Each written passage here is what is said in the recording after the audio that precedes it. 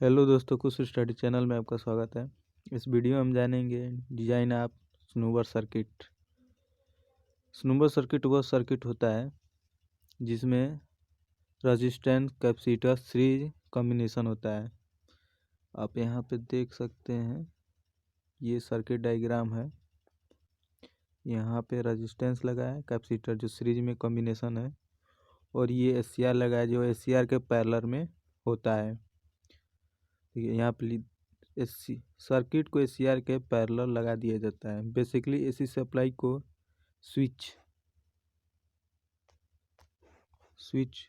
द्वारा थरिस्टर पर अप्लाई किया जाता है।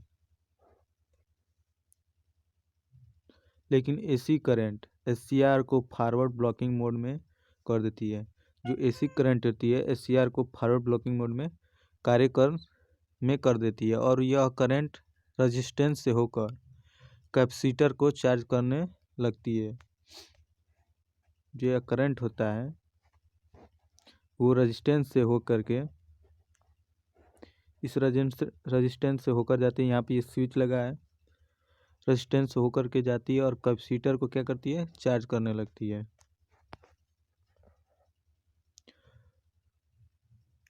रेजिस्टेंस का मुख्य कार्य करंट को लिमिट करना होता है। आपको पता है रेजिस्टेंस का कार्य क्या होता है, किसी भी हाई करंट को लो करंट में कन्वर्ट करके मतलब कि लिमिट में कर देता है वो।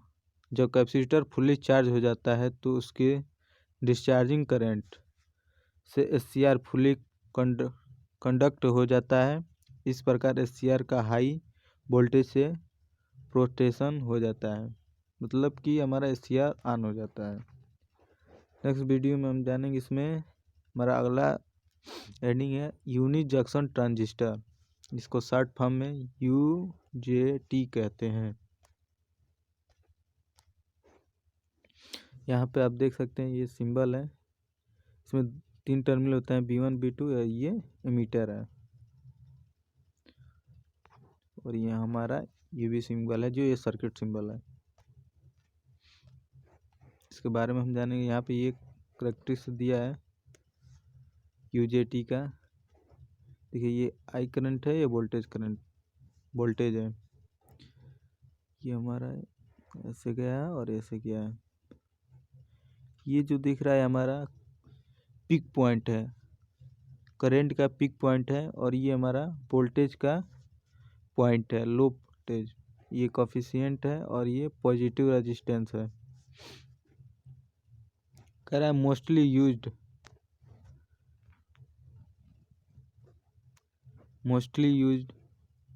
फॉर ट्रिगरिंग यूजेटी में पी टाइप के सेमीकंडक्टर जो हैवी डोप्ड होते हैं।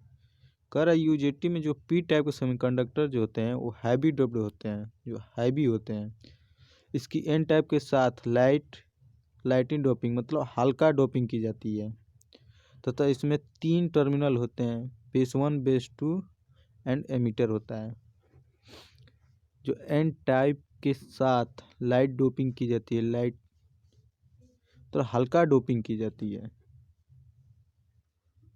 अब यहाँ आप देख सकते हैं, ये सर्किट डायग्राम है और ये इसका फार्मूला है VA/B2 = ईटा × VAB।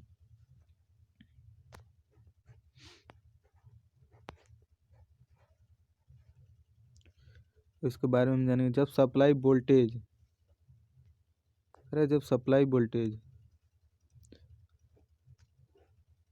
0.7 से कम होता है तो करंट निगेटिव में फ्लो होती है। जैसे जैसे वोल्टेज को बढ़ाया जाता है, यदि यह वोल्टेज VAB2 से अधिक होता है तो करंट पॉजिटिव में आ जाती है। उसी वोल्टेज को पीक वोल्टेज कहते हैं। कह रहा है कि यदि यह वोल्टेज VAB2 से अधिक हो जाता है तो करंट पॉजिटिव में आ जाता है, और उसी वोल्टेज को क्या कहते हैं, पीक वोल्टेज कहते हैं। अर्थात RB2 रेजिस्टेंस कम होता है और RB1 रेजिस्टेंस अधिक होता है, तो निगेटिव रेजिस्टेंस रेजिन लग जाता है, जिससे वोल्टेज बढ़ाने पर करंट बढ़ाने पर करंट घटने लगती है और एक निश्चित वोल्टेज पर पुनः करंट वोल्टेज के साथ साथ बढ़ने लगती है। उस निश्चित वोल्टेज को वोल्टेज वोल्टेज कहते हैं। यह प्रोसेस चलता रहता है। इसका एप्लीकेशन यूजेटी का एप्लीकेशन देखिए, speed controlling for DC motor के स्पीड को कंट्रोल करने के लिए यूज किया जाता है। हमारा नेक्स्ट टॉपिक है SUS। ये शॉर्ट फॉर्म है, इसका पूरा फुल फॉर्म है सिलिकॉन यूनिलोटरल स्विच। इसमें एनोड होता है, इसमें SCR के साथ एक डायोड जुड़ा होता है जो गेट और कैथोड के टर्मिनल के साथ कनेक्ट होता है।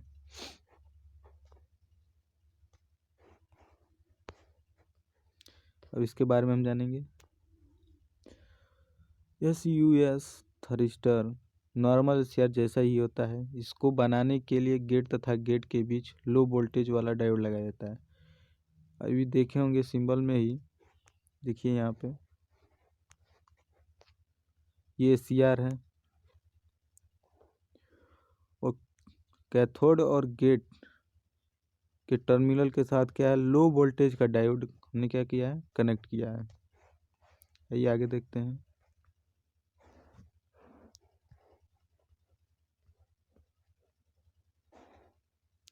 क्योंकि डायोड की उपस्थिति से यूएस फिक्स्ड एनोड तथा कैथोड वोल्टेज पर ऑन होता है।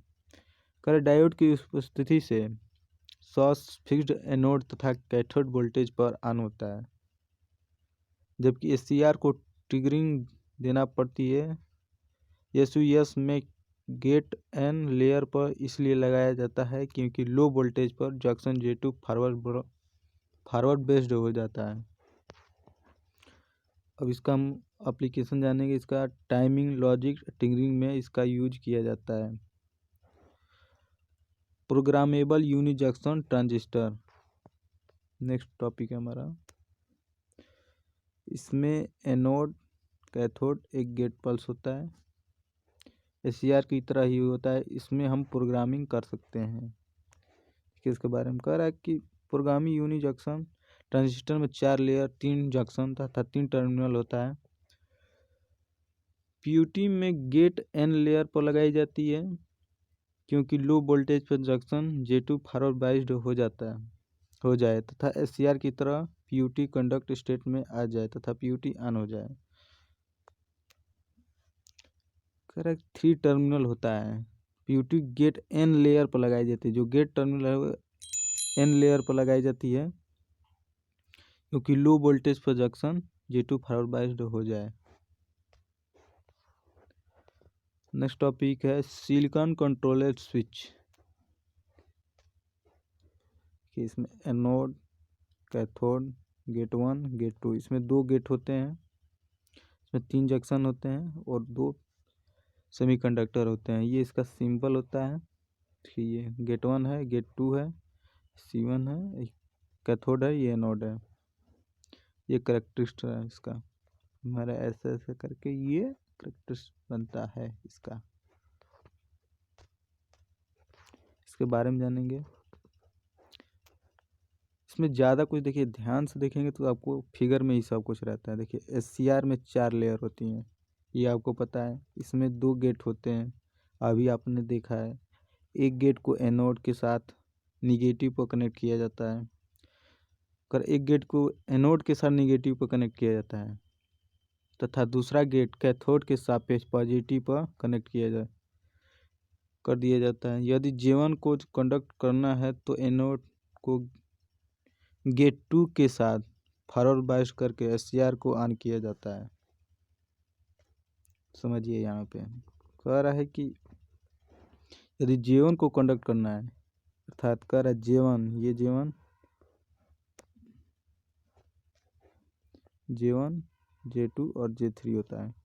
कर अगर J1 को कंडक्ट करना है तो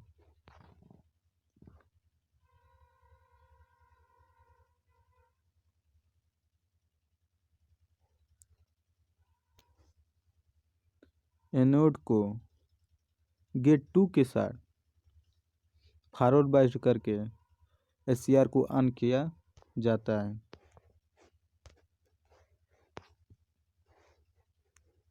यदि J2 को फॉरवर्ड बाइस्ड करना है तो G1 को कैथोड के साथ कनेक्ट कर देने पर SCS कंडक्ट हो जाएगा तथा हम इसे 2 गेट से कंट्रोल कर सकते हैं। देखिए ये क्या कह रहा है, हम आपको समझा दे रहे हैं। कह रहा है पूरी बात, कह रहा है एनोड और गेट 2 को एक साथ कनेक्ट करने से फॉरवर्ड बाइस्ड करके स्विच को ऑन किया जा सकता है तथा कैथोड को पॉजिटिव के गेट 1 के पॉजिटिव के साथ फॉरवर्ड बाइस्ड करके SCS सिलिकॉन कंट्रोलर स्विच को ऑन फुली कंडक्ट किया जा सकता है, मतलब कि पूरी तरह से ऑन किया जा सकता है। अगला टॉपिक है communication technique of thyristor. Communication is processed through the SCR will be turned off in the circuit. There are best two type of communication technique। दो तरह का कम्युनिकेशन होता है, पहला है नेचुरल, दूसरा है फॉरवर्ड कम्युनिकेशन। पहला हम जानेंगे नेचुरल। वे कम्युनिकेशन टेक्निक जिसमें SCR नॉर्मली या नेचुरली ऑफ हो जाती है उसे नेचुरली कम्युनिकेशन टेक्निक कहते हैं। SCR हमेशा इनडायरेक्शनल डिवाइस होता है जो पॉजिटिव हाफ साइकिल पर ही वर्क करता है। नेचुरल कम्यूटेशन सदैव AC सप्लाई पर भी काम करता है। यहाँ पर उसका डायग्राम देख सकते हैं, ये डायग्राम है इसका। ये तो AC सप्लाई है, थरिस्टर है, ये लोड लगा हुआ है CS। अब यहाँ देखिए वे कम्युनिकेशन टेक्निक जो AC सप्लाई पर यूज की जाती है, इसमें एक्सटर्नल सर्किट द्वारा SCR को ऑफ किया जाता है।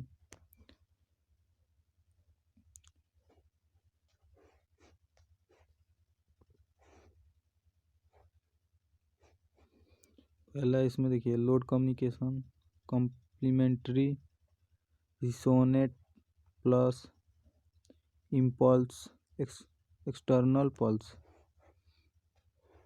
Protection method of SCR। SCR को कैसे प्रोटेक्ट किया जा सकता है, मतलब इसे खराब होने से बचाया जा सकता है। पहला देखिए जब SCR को ओवर वोल्टेज, पहला ओवर वोल्टेज के होने से बचाया। जब SCR को फॉरवर्ड वोल्टेज दिया जाता है तो वह एक निश्चित वोल्टेज से ज़्यादा नहीं होनी चाहिए। कह रहा है जब हम वोल्टेज SCR को देते हैं तो एक सीमित होनी चाहिए उसकी वोल्टेज, जब अधिक होगा तो SCR खराब हो जाता है। ओवर करंट, जब SCR को फॉरवर्ड करंट दी जाती है तो वह एक निश्चित करंट से ज़्यादा नहीं होनी चाहिए। अधिक हो जाएगा, हाई करंट होने से SCR हीटअप हो जाए तो वह जल सकता है, ज़्यादा हीटिंग उत्पन्न हो जाएगा और जल जाएगा। तीसरा है गेट, जब गेट पर दिए गए जाने वाली वोल्टेज एक निश्चित लिमिट का होना चाहिए, लिमिट से ज़्यादा नहीं होना चाहिए। यदि हाई वोल्टेज गेट पर दिया गया तो SCR डैमेज हो सकता है। dV/dt, जब J2 को फॉरवर्ड बाइस्ड करना होता है तो वोल्टेज में अचानक से परिवर्तन SCR के लिमिट में होना चाहिए। यदि यह लिमिट से बाहर है तो SCR डैमेज हो सकता है। मिलते हैं आपको नेक्स्ट चैप्टर में, कंट्रोलर रेक्टिफायर यूनिट 2। आज के लिए इतना ही, जय हिंद।